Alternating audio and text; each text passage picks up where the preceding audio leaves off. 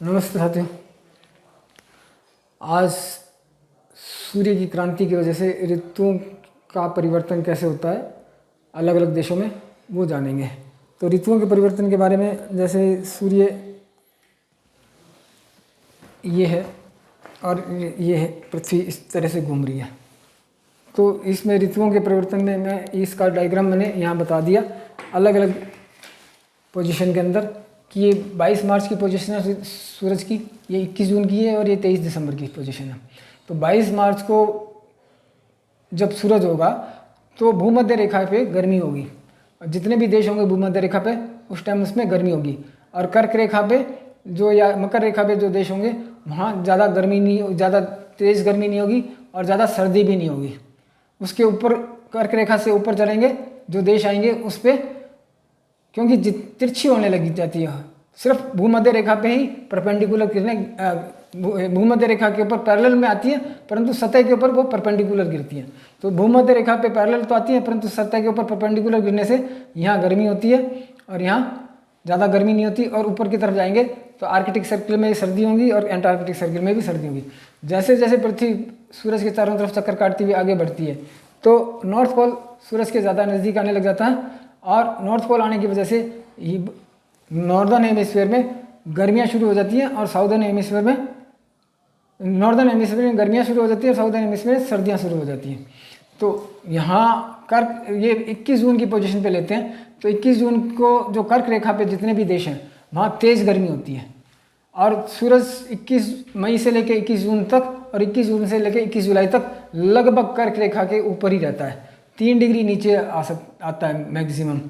तो यहाँ 21 मई को 3 डिग्री नीचे रहता है, मतलब जैसे 23 डिग्री है परम क्रांति या मैक्सिमम डिक्लिनेशन, तो 21 मई को 20 डिग्री रहता है। तो लगभग यहाँ सूरज और 21 जुलाई को भी 20 डिग्री रहता है सूरज नॉर्थ लैटिट्यूड में। तो यहाँ जो है ना इस टाइम गर्मी पड़ रही होती है और इसके आसपास के देश यूरोप के देश हैं वहाँ भी इतनी तेज़ गर्मी नहीं होती जितनी कर्क रेखा के ऊपर के देशों के ऊपर होती है। यूरोप के देश जो है वो कर्क रेखा से थोड़े से ऊपर होते हैं और उनकी जो कर्क रेखा से कितने ऊपर होते हैं, ये 30-40 डिग्री नॉर्थ लैटिट्यूड से ऊपर होते हैं, 45-50 डिग्री 50-60 डिग्री तक नॉर्थ लैटिट्यूड में आते हैं। तो उन देशों में इतनी तेज़ गर्मी नहीं होती परंतु गर्मी होती है। और आर्कटिक सर्किल में क्योंकि उस टाइम ये सिर्फ परपेंडिकुलर किरणें इस कर्क रेखा के ऊपर जो समतल रेखा होती है इसके परपेंडिकुलर गिरती है।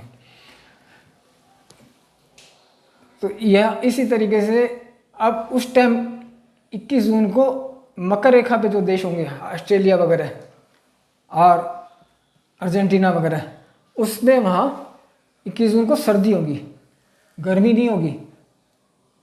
यहाँ वाले देशों में उत्तरी गोलार्ध में गर्मी होगी और दक्षिणी गोलार्ध के मकर रेखा पे जो देश होंगे उनके ऊपर गर्मी होगी, सर्दी होगी।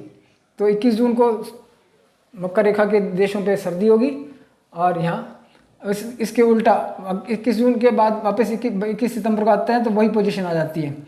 21 सितंबर को 22 मार्च वाली पोजीशन आ जाती है और 22 मार्च को वापस नीचे की तरफ सूरज बढ़ता है 23 दिसंबर की तरफ।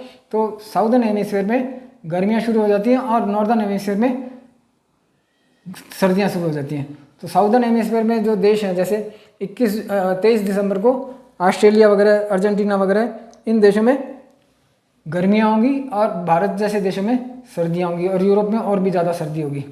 तो यहाँ जितने भी देश आएंगे वो मकर रेखा के आसपास के देश या थोड़े से नीचे के देश, वहाँ गर्मियाँ होंगी। तो ये मैंने थोड़ा सा ऋतुओं के बारे में बताया कि ऋतुओं में परिवर्तन कैसे होता है साथियों। तो धन्यवाद दोस्तों, आगे की वीडियो में बने रहिए।